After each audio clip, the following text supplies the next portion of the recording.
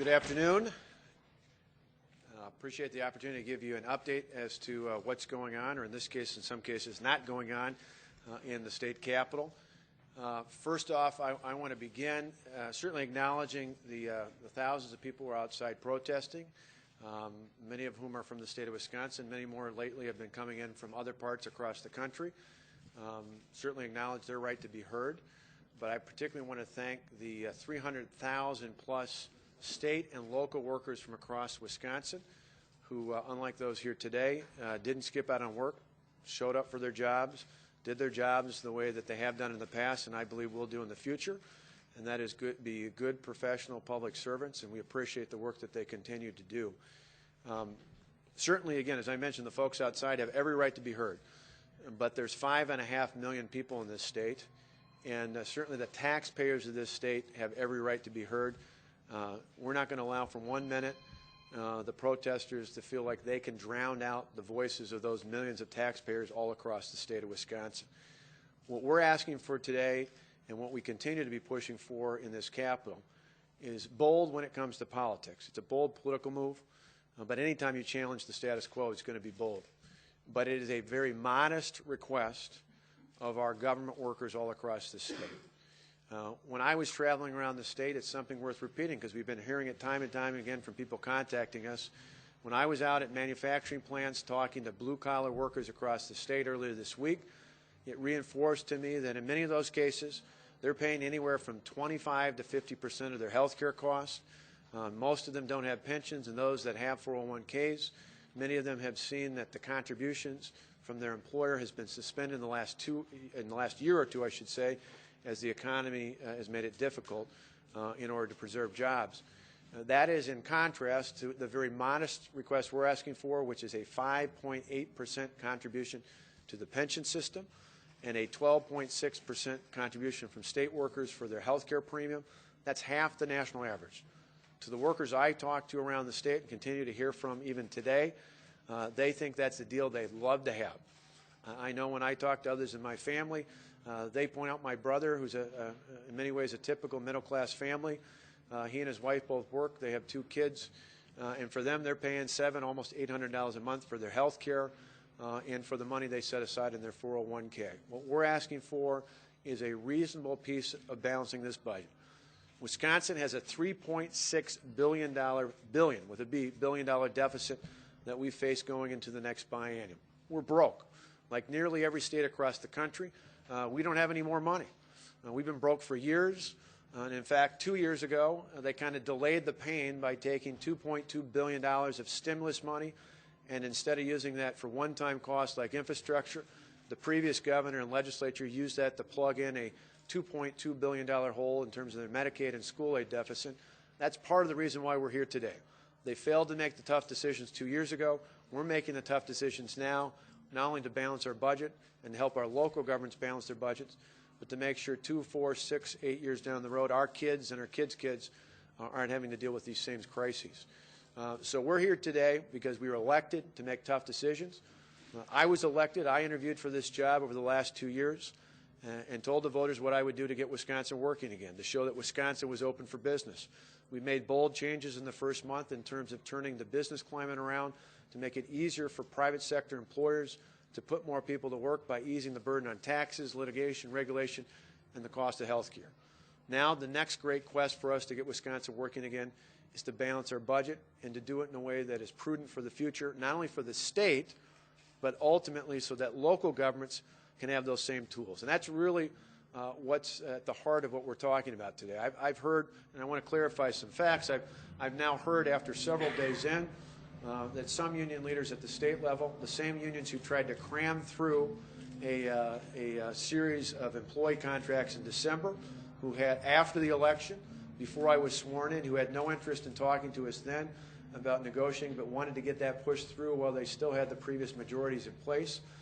Unfortunately for the taxpayers of the state, they failed to do so. Now suddenly are talking about being interested in negotiating. Again, we don't have any money. We can't make a good faith effort to negotiate when we don't have any money. But more important than the fact that at the state level, in the past decade, the average amount of time for a contract negotiation has taken 15 months. The reality here beyond that is for our local governments. And I used to be a local county executive. For our local governments, I know this well firsthand. We can't expect for our 72 counties, for our 424 school districts, and for more than 1,000 municipal governments across the state of Wisconsin, that somehow magically, because a few people are suggesting they might be willing to come to the table now, that we can ensure that every district and every jurisdiction is able to achieve these savings just because a few people are now at the 11th hour claiming they want to negotiate. The bottom line is to ensure what's going to happen in a week when we introduce our budget, and there are going to be reductions of significant size when it comes to aid to local government from the state, just like nearly every other state across the country. But unlike New York and California, for example, they cut billions of dollars in their proposals from their schools, from their university system, and ultimately from their local governments without giving them any tools to balance it off. In this bill, we're giving them the tools to ensure that they don't have to incur massive layoffs and they don't have to cut core programs at the state and school district level. That's what this is all about. To protect our schools, to protect our local governments, we need to give them the tools that they have been asking for, not just for years, but for decades in this Capitol. And once and for all, when this measure passes, that's exactly what they're going to get. Now, one other thing that's interesting, and it seems as more national political figures come into this Capitol, the facts seem to be straying further and further away from the truth, because we've heard some pretty big doozies today. The reality is that we do have a financial crisis in this state. We do even in this current year. The reality is, because of the way the previous governor and legislature budgeted, we have a shortfall when it comes to Medicaid. We have a gap when it comes to the correction system. We have a gap when it comes to the public defender.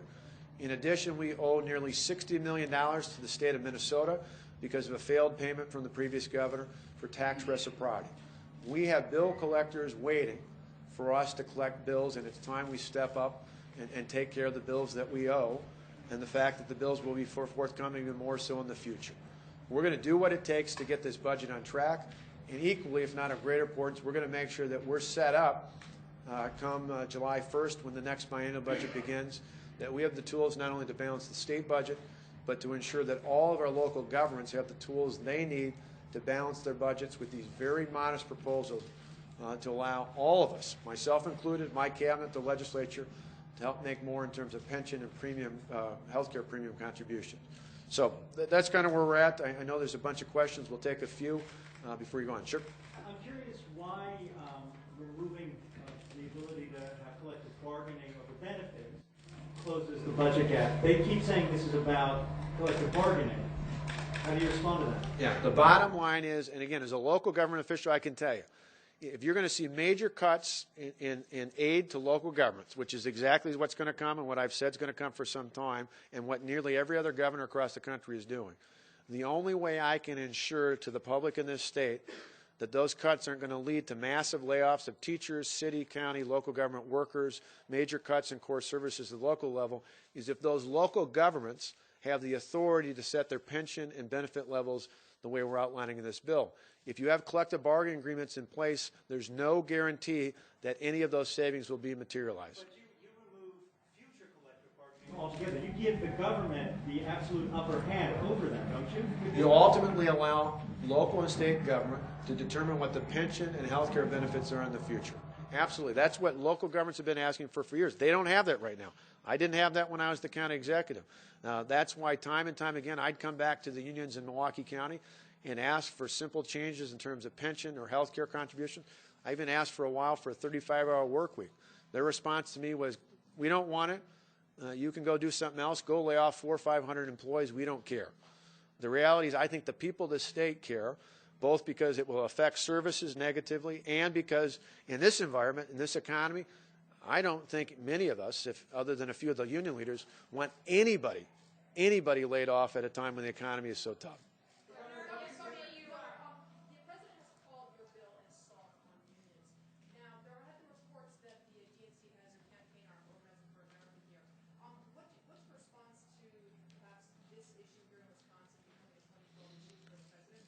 I think the President of the United States has his hands full balancing the federal budget deficit. They have big problems there. He should stick to balancing the federal budget. Governor, yesterday you said that you wouldn't be moving your budget address today. You put a request to move it to March 1st. Why the change? Simply put, because of what's happened with the 14 members of the State Senate Democratic Caucus, we're not certain exactly when the Senate's going to be able to come back in and take the vote. There's a majority of members who are ready to vote and to vote for that measure, just as there is in the Assembly. Unfortunately, the members of the State Senate, who out of those 14, let me remind everybody, 13 of them 2 years ago voted for the budget adjustment bill that raised taxes by $1 billion in this Capitol. That bill was introduced on Wednesday. It was voted on Thursday. So apparently 2 years ago, 24 hours was time enough to raise taxes on the taxpayers of Wisconsin by $1 billion. Now a week and an unprecedented amount of 17 hours of public hearing testimony by the Joint Finance Committee is not long enough. The reality is they're not doing their job. They belong back here just like all the state workers and county workers and local government workers across the state who I appreciate went to work today to do their job. The State Senate needs to do their job, and until they do, we're going to wait because it's imperative we get this done first. Governor, even if it is absolutely essential for you to take away the collective bargaining rights of every public employee union in the state, how exactly is that a modest request, or you said a very modest request? It's modest in terms of what we're asking for. If you ask the people who are paying 25% or more for their health care. But that speaks to the benefits question, not the removal of collective bargaining rights. Well, right. In this state, we have the strongest civil service system in the country. Our rights for our workers are not guaranteed by collective bargaining. They're guaranteed by something that passed more than a century ago, and that is a civil service system in this state that's the strongest in the country. Civil service protections for state employees include merit hiring and just cause when it comes to discipline and termination. Those rights don't expire when collective bargaining is adjusted as we propose in this measure. So those rights, and unfortunately I think a lot of folks outside who are being motivated by their union leadership don't fully recognize those rights are not because of collective bargaining, they're because of the civil service system in the state, and it continues. The difference is for those outside of government who overwhelmingly are paying more than double what we're asking for in this measure, they look at this and say, where do I sign up for this?